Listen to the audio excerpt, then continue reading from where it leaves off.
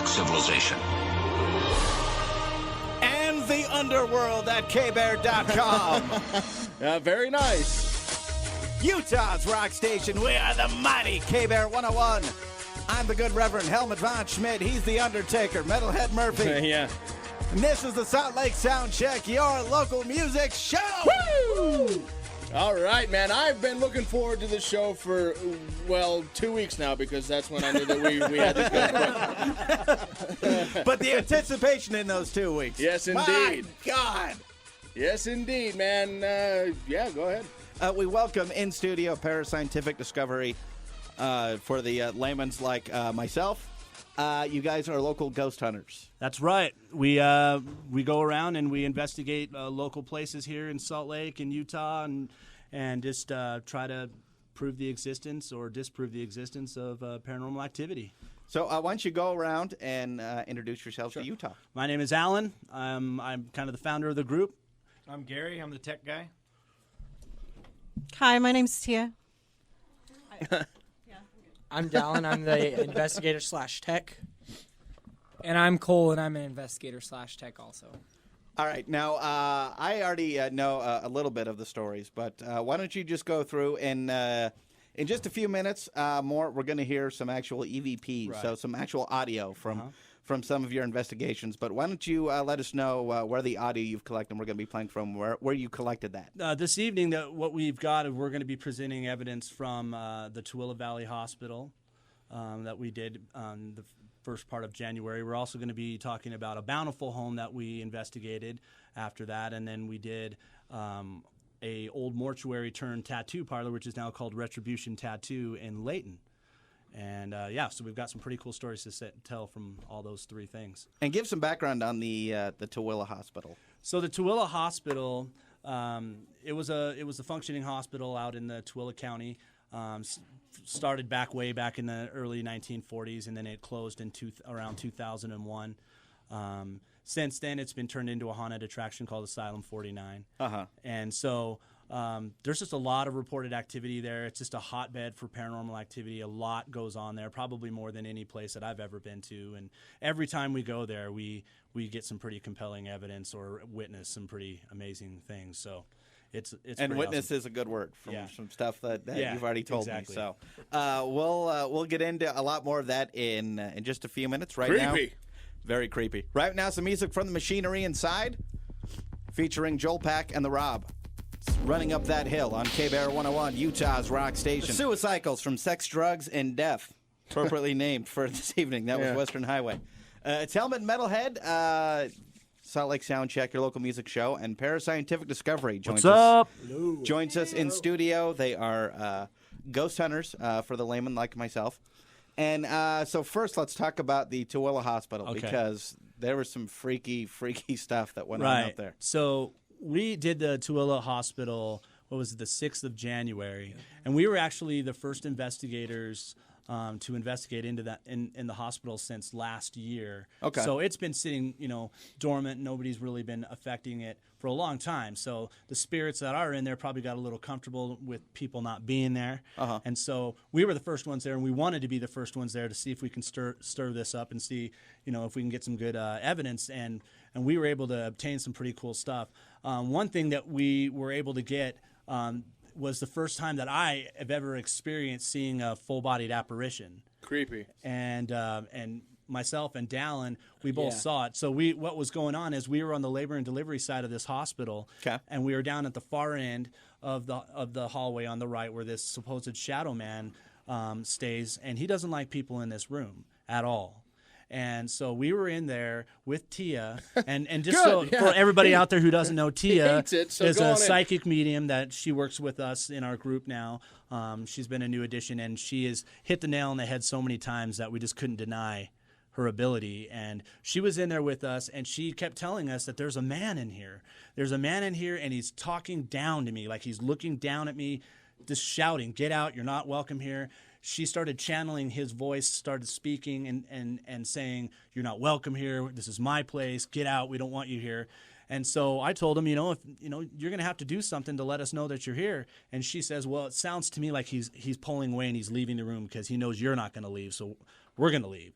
So Dallin and I decided to go out into the hallway to see, hey, where are you going, you know? Yeah. And as we're walking down the hallway, we look at the end of the hall, and moving from left to right, we see this 6'5" total apparition of a shadow man walk from left to right. It was to the point, Helmet, where I can actually see this guy take his steps. I saw him lead with his right foot, and he took 3 steps. I can see the crinkles in his pants.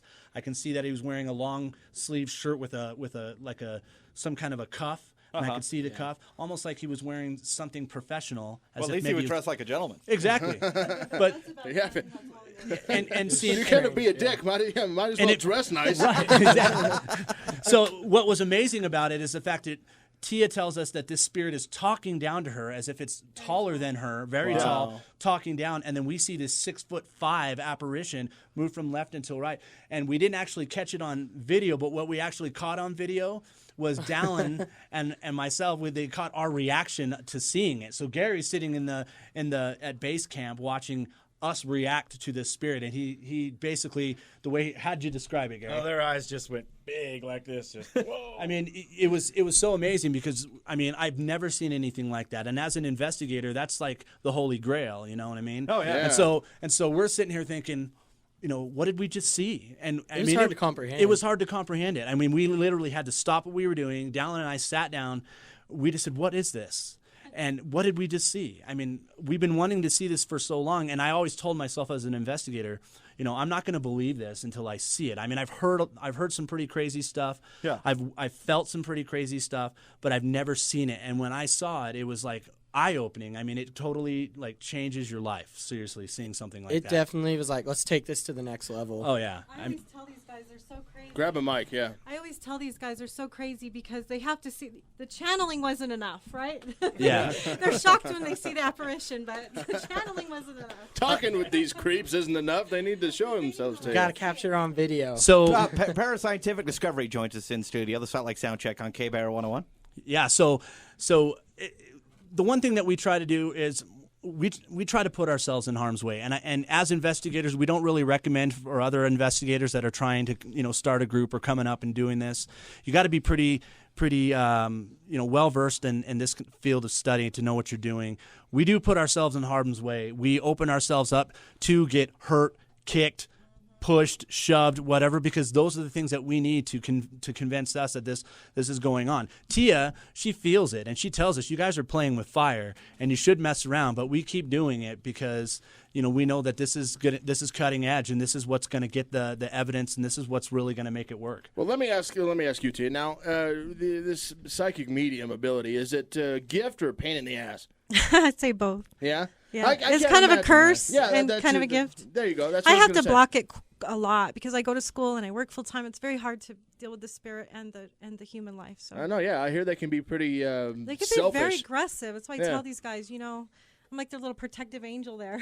Back off, because they, sometimes they're angry. Yeah, and they just might attack you or follow you home or.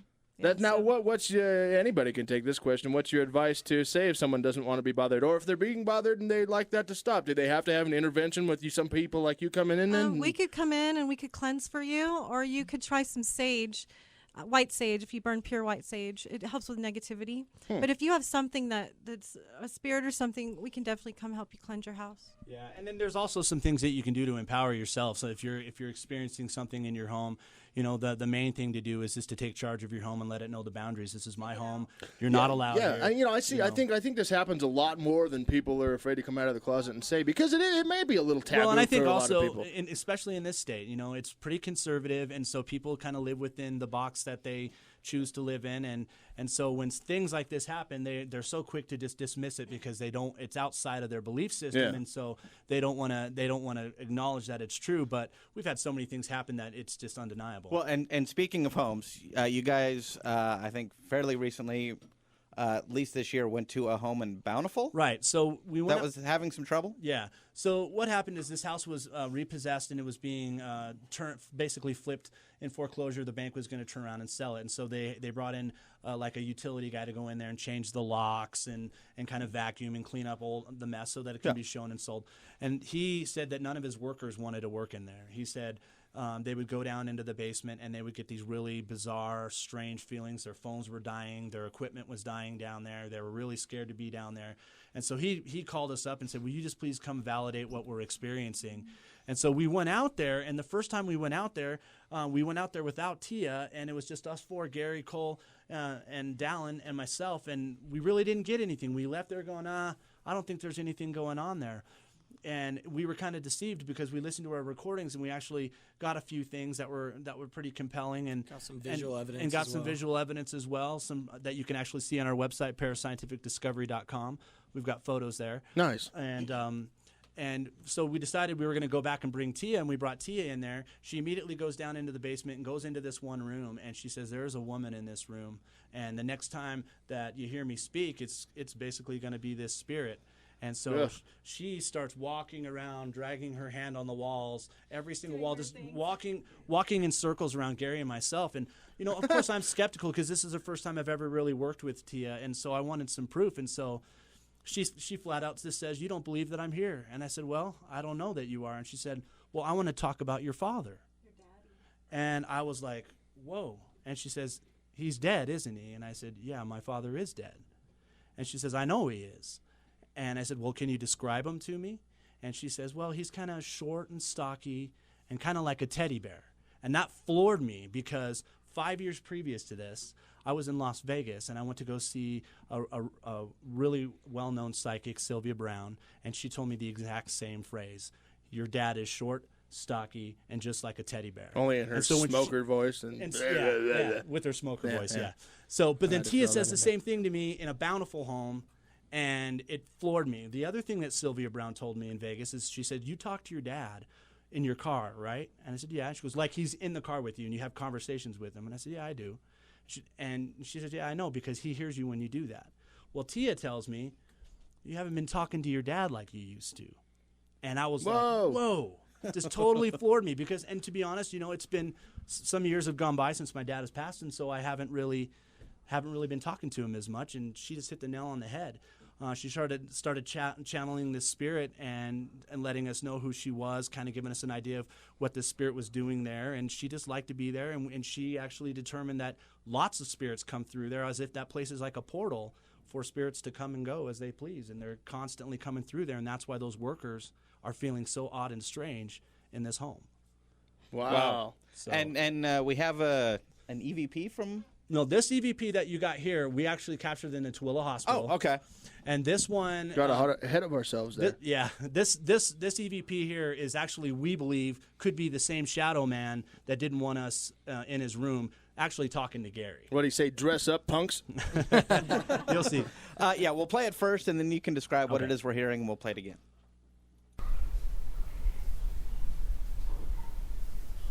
Here's something. I just heard that. I did. I heard go away. Ew. So obviously you can hear a voice. You'll hear like a drop of water, and then right after that you hear go away. It's real fast. Okay, we'll play it again. Here's something. I just heard I heard that. I did. I heard go away. So I just heard something cause the brown out in my shorts.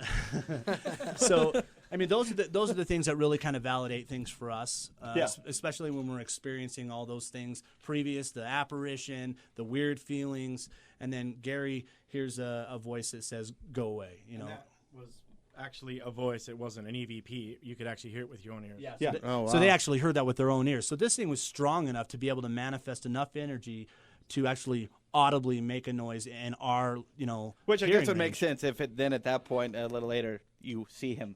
Yeah. Yeah. Yep, exactly. And then we see him walking down the hall. And he was kind of doing that fast walk like he was mad. Yeah. Like when you're mad, you do that fast walking away. Yeah. That's kind of what he was doing. Like he was doing the fast walking when we saw him. And it just froze us. I mean, it was just mind-blowing. So. Wow.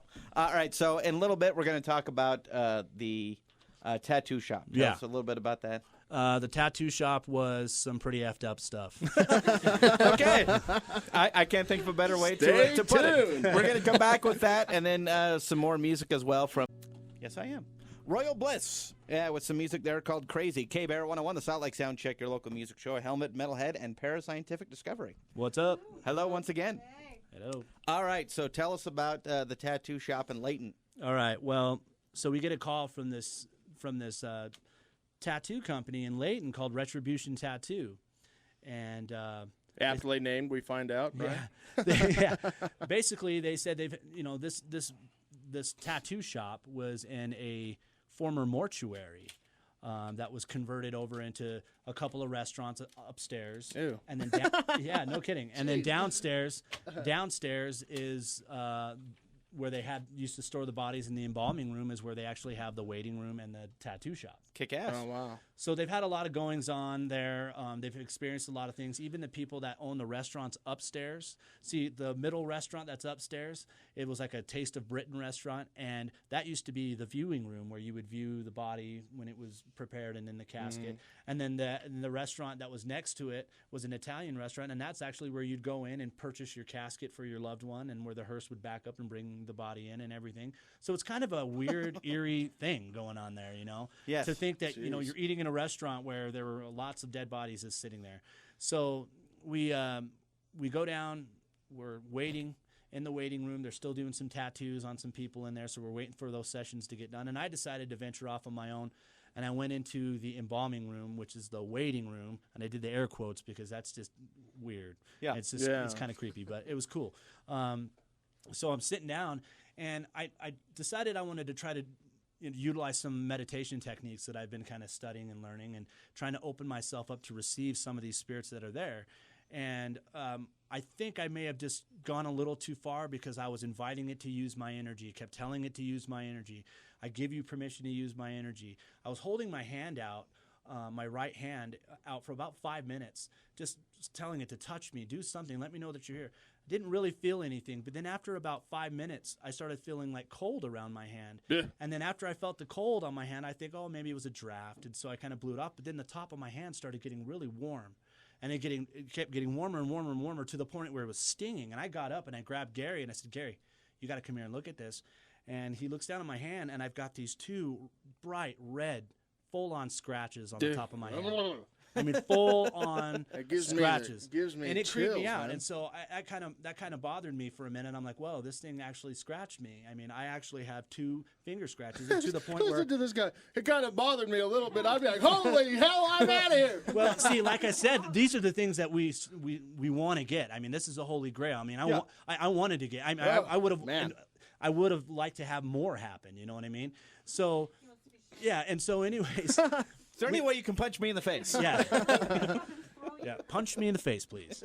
So, jeez. So we go on with this investigation, but as the investigation is going, I'm feeling a heaviness on me. Nobody else is feeling anything. Everybody else is like, man, I can lay down and take a nap in here. And I'm feeling like the weight of the world is on me. I'm feeling like the blackness all around me in the room was getting blacker, and I was having a hard time seeing. My mind couldn't process things. I was really lethargic. I went completely pale as a ghost. Well, and I noticed, too, that he's usually the one in our group that's really loud, just kind of confrontational with the spirits. He was just really quiet, reserved, and even at one point he sat there and just kind of quietly talked to me, kind of like, is everything okay with you? How are you doing? Like, well, I was trying to feel everybody out because I'm like, I feel like crap right now, and everybody else is like, hey, anybody want a Krispy Kreme? And I'm like, I'm feeling like total crap, you know. And so I finally just it was so overpowering. They turned the lights on and they all look at me at the same time, and they're like, dude, you are pale, white as a ghost. And right when that happened, I just had this, something was telling me in my mind, get out. You need to get out of here. Man. And so I blindly, without a flashlight, just walked off into the darkness through this whole mortuary, feeling my way out of there, just with my hands, going up the stairs, going out, and I went completely out the front door, and it was just overwhelming. Well, after the investigation, it took probably until we got all the way from Layton to Centerville for me to start feeling normal. Wow. I mean, that's how bad it was affecting me. Sick to my stomach, just the sweats, just feeling like total doom was upon me. Yeah, and you like this, huh? I love it. I love this stuff. But we were able to get some really cool EVPs out of it. Yeah, so. Let's listen to a few of these. So you kind of guide me where we should go. Which one does that one read? Let's see. How about the ow? Okay, yeah, this one I'm actually sitting down, and this is when I'm feeling like crap, and I'm kind of describing how I'm feeling. And then afterwards, you hear somebody say, ow. It's heavy in here. Yeah. Right now I'm feeling heavy. It's like in here. I didn't feel it over there. Yeah. It's just, ugh. Oh, creepy. Yeah, I heard that. That's pretty clear. Yeah. And did you guys hear that, or was that more of that's an EVP? That's an EVP we actually caught right in where they do the tattoos. Is it a residual of somebody going through pain of getting a tattoo? Is it somebody that went through there when it was a mortuary? It's up to interpretation. All right, so listening at home, turn up your radio. Here we go again. It's heavy in here. Okay, now I'm feeling heavy. It's like in here. I didn't feel it over there. Yeah. It's just, ugh. Dude, right there. Creepy. Creepy. Wow.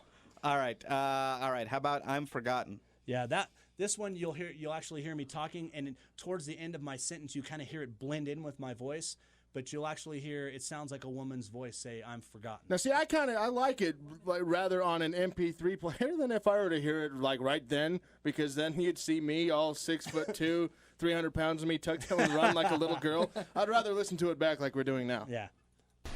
It's like there's something right here. See, it's right towards the end. You hear it kind of mixed in with my voice. It's like there's something right here. It says, I'm forgotten. Creepy. All right. Let's see. So, is that so? Yeah. So this one, we're in a room where one of the former owner of the mortuary, his son actually committed suicide in this room by hanging himself. And so I actually call him out and I say, you hung yourself in this room, and you'll hear the response. You committed suicide, from what I understand, right in the middle of this room. Oh, my God. And that just clearly says, is that so? Yeah. Yeah. You committed suicide, from what I understand, right in the middle of this room. That is creepy. Yeah. So that's totally bizarre. It's almost like it was ticked off at the fact that I was talking about his darkest hour. Yeah, He's yeah. saying, Is that so? Like I'm some jerk off who doesn't even know this guy, and I'm walking in there and I'm saying, hey, you committed suicide right here, and he's saying, well, is that so? Is that so, huh? Wow. All right. So something about a scream. Okay, yeah, let's play that one. Okay.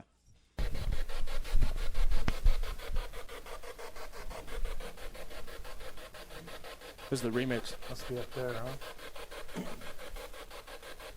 It's rather long. You hear that? Is it? I thought I heard a scream or something. What the hell are they dragging around? I know, that's weird.